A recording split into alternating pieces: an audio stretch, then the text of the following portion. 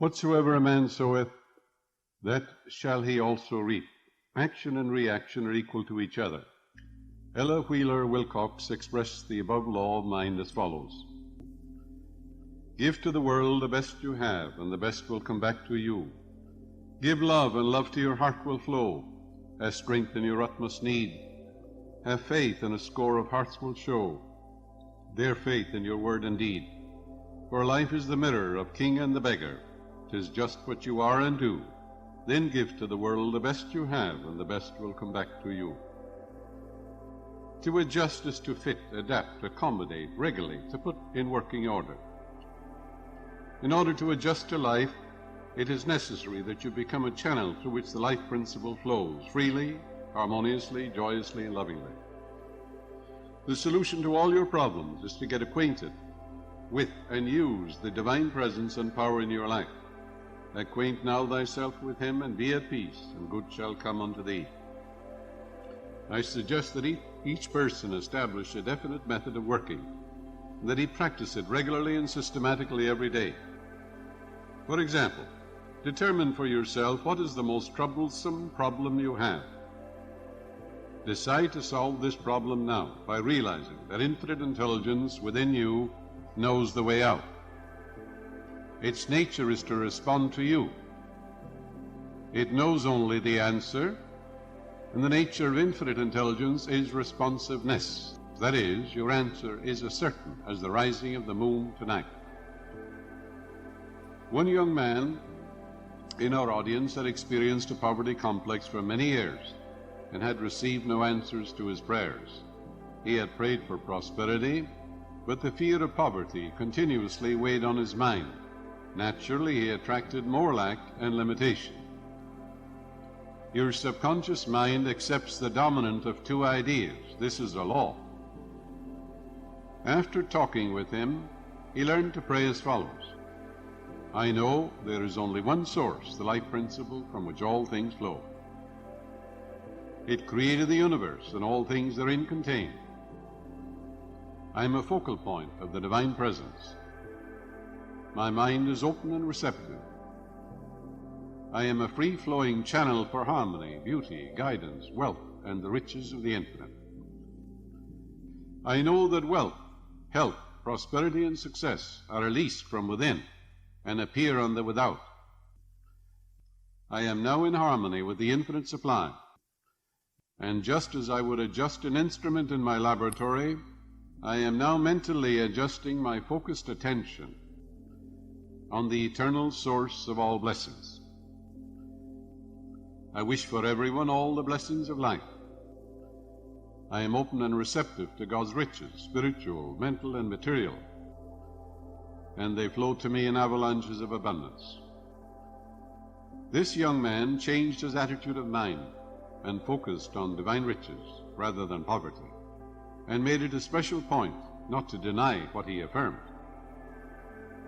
In a month's time, his whole life was transformed. He affirmed the above truths morning and evening for about 10 minutes, knowing that he was actually writing down these truths in his subconscious mind, causing the latter to be activated and to release the hidden treasures. Whatever you impress on your subconscious mind is expressed on the screen of space, and your conscious mind is the pen, P-E-N, the thinker, and what you think and feel comes.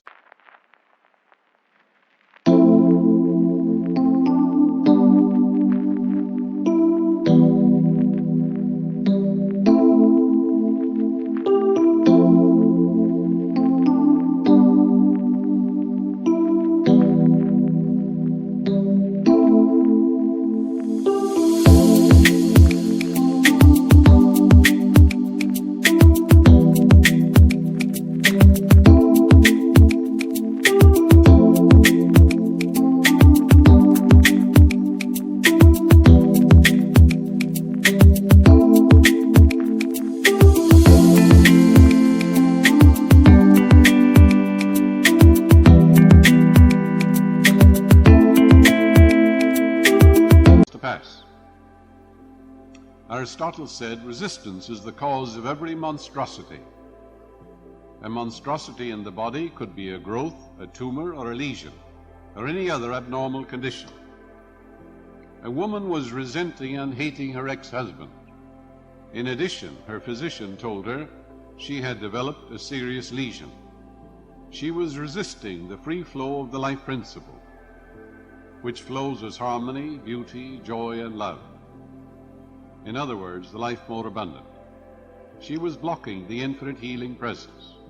She finally realized what she was doing and came to a clear-cut decision to pray as follows. I surrender my husband to the God presence completely. Whenever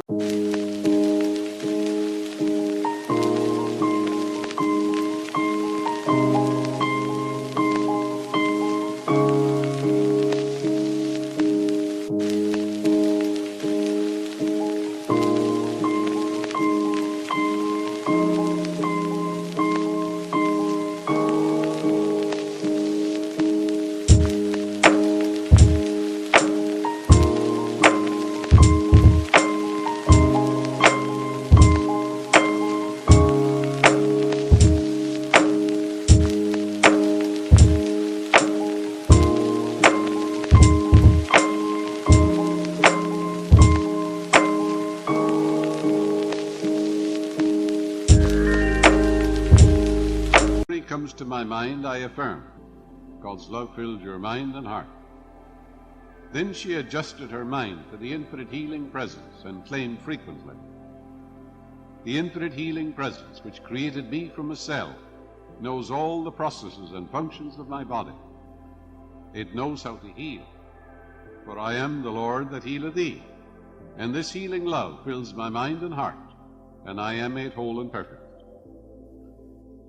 At the end of 3 weeks, she returned for another examination by her doctor, and the lesion had disappeared.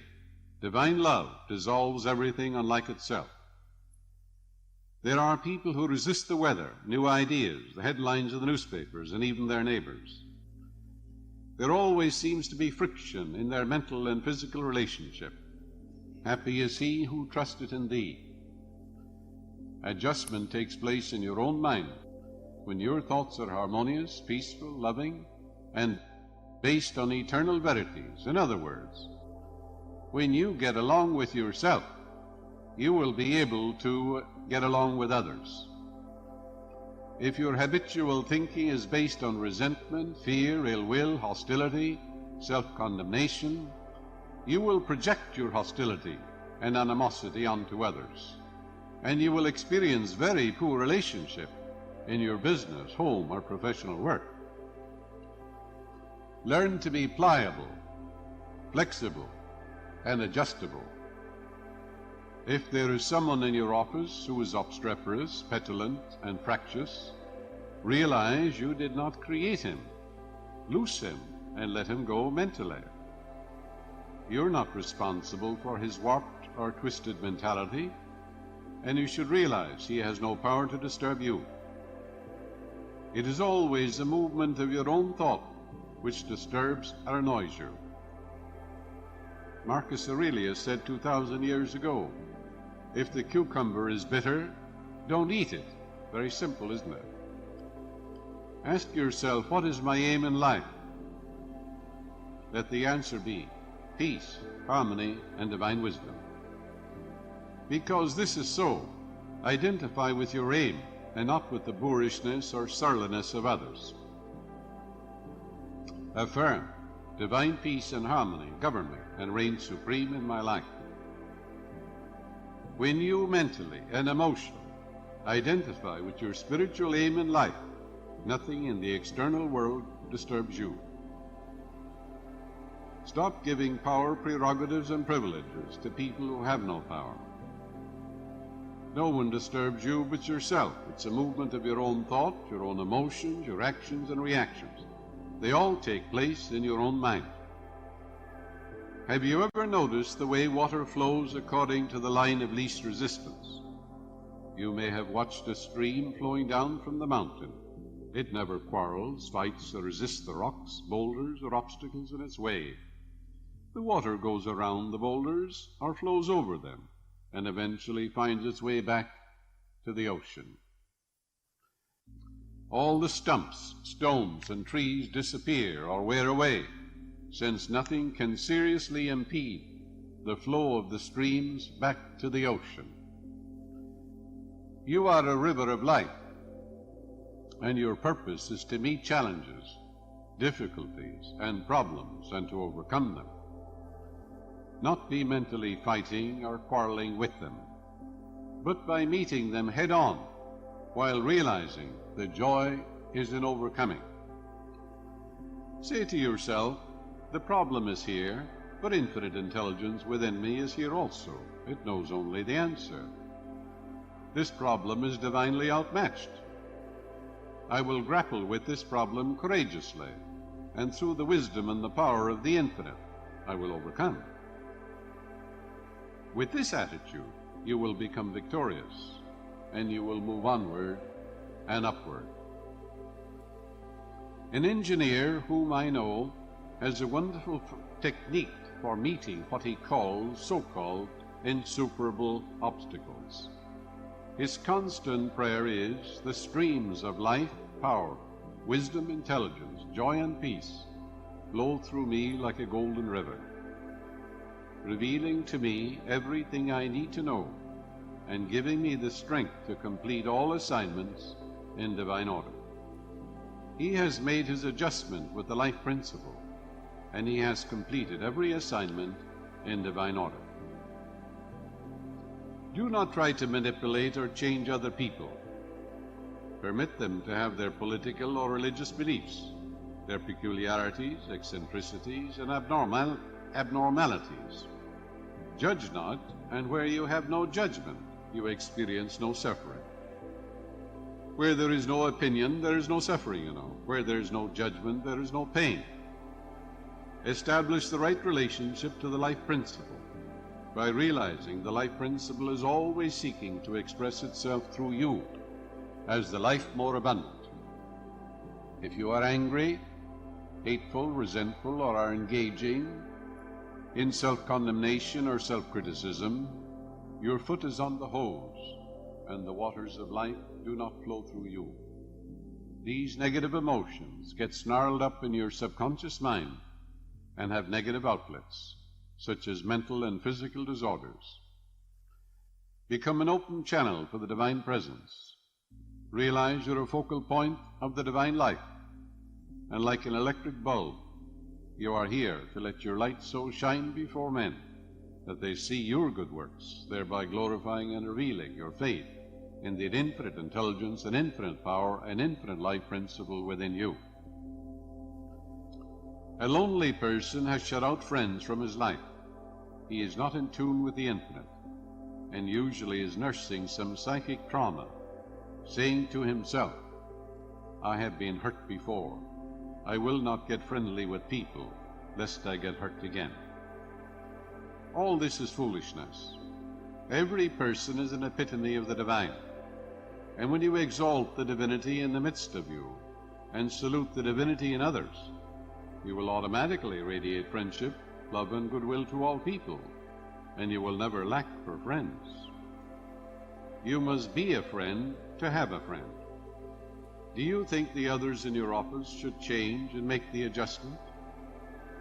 There is no one to change but yourself.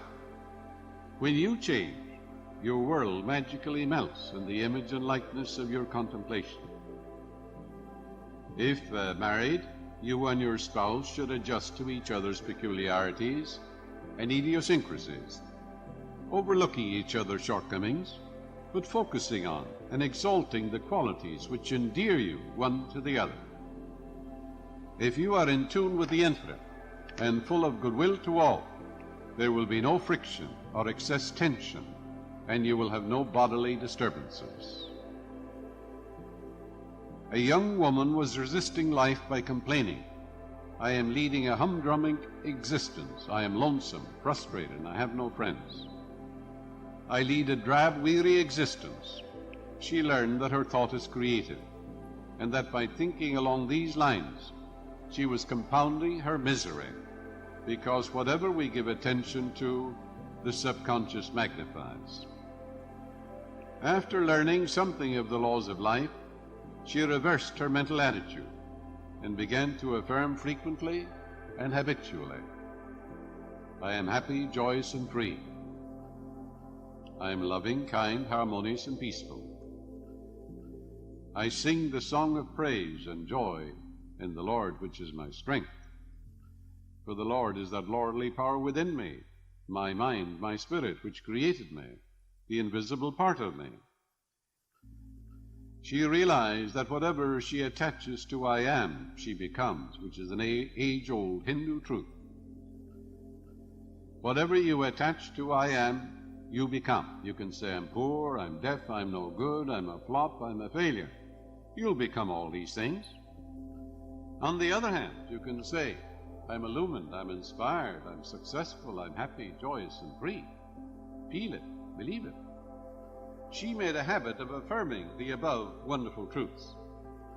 Her whole life was changed from her former so-called drab existence to fullness of life, including marriage to a young dentist, a new home, plus a new perspective and a new insight into the wonders of that infinite life principle within her. Let us have a meditation now.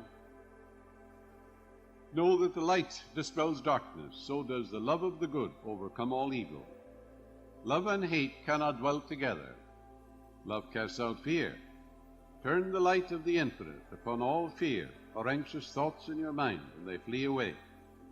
The dawn, the light of truth, appears, and the shadows, fear and doubt, flee away. No divine love watches over you, guides you, makes clear the path for you. Realize you're expanding into the divine. Divine love surrounds you, unfolds you, and enwraps you. Divine love goes before you today and every day, making straight, joyous, and glorious your way. There is a miraculous healing power within you, which made you. This infinite healing presence is flowing through you now, vitalizing, energizing, cleansing, purifying your whole being, so that your whole body dances to the rhythm of the eternal God.